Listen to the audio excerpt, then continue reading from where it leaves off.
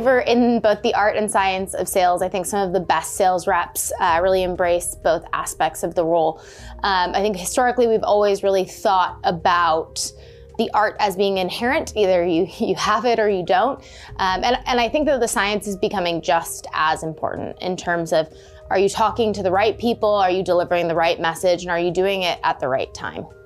Buying committees are getting larger. I think that's it's being driven by millennials in the workplace, wanting kind of greater collaboration on projects and initiatives, but it means we need to be more inclusive in our outreach and our communication. Our sales cycles have to get a little bit longer in order to engage all of those people. And then I think price sensitivity and building a business case is more crucial now than ever before. Every opportunity that we work on has to be tied to a revenue outcome that we believe we can absolutely stand behind. I think that organizational data is incredibly crucial for the role that my team has. We have to understand what business initiatives organizations we're talking to are focused on right now. LinkedIn is a really helpful resource for us to go and understand at the individual level, potentially what are individual motivators as well as organizational motivators. When we think about building relationships in some of these organizations, how can we provide value and add value to people that we might want to champion us? It's great to know the things that they care about so we can potentially go and help them drive relationships that matter to them, their personal brand, etc. I think that being planful is incredibly important in how we go to market, regardless of what industry you're in right now. There's a lot of noise out there, so being able to leverage those insights and develop a deep understanding of the people that you're engaging with will help you rise above the noise. Having the insight to craft a really compelling message or deliver that message in a non-conventional way that is relevant or resonates with someone that's important to you from a business standpoint, I think is really valuable.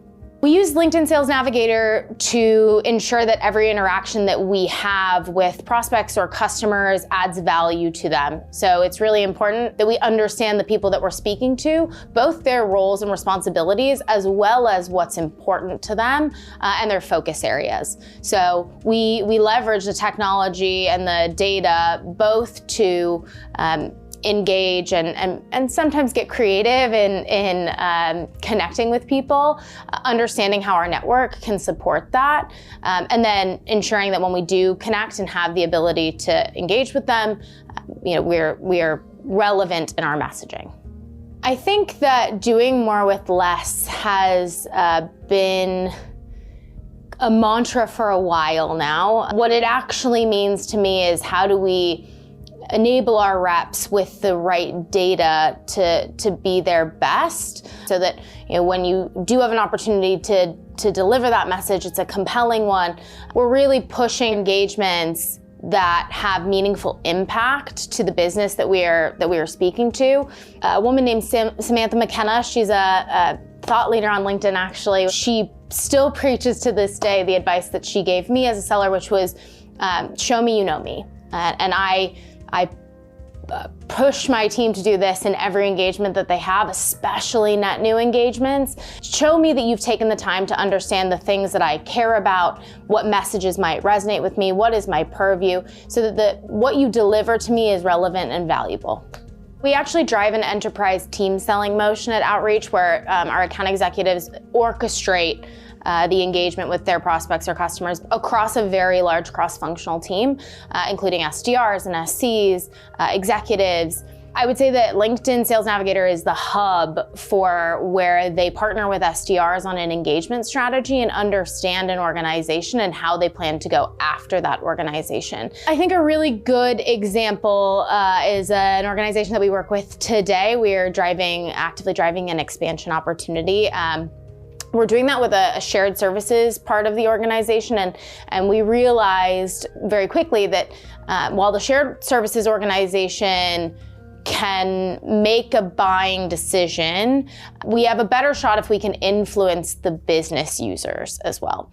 So we actually built kind of our team would call it a swarm or a scrum around the high level, above the line sales leaders globally. And then we actually assigned out contacts to target across the entire account team and our executive team.